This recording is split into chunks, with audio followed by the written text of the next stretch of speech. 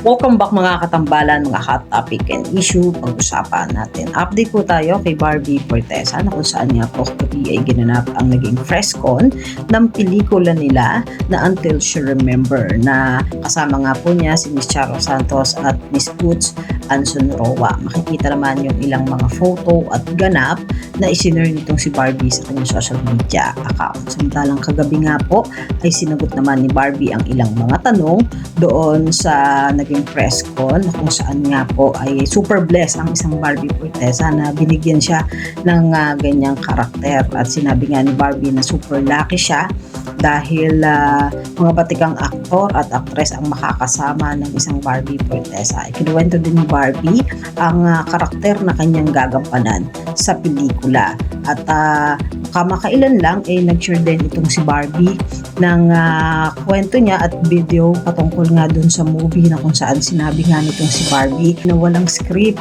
yung pelikula, na on the spot na talaga namang mapapalaban ang isang Barbie Fortesa pagdating sa aktingan.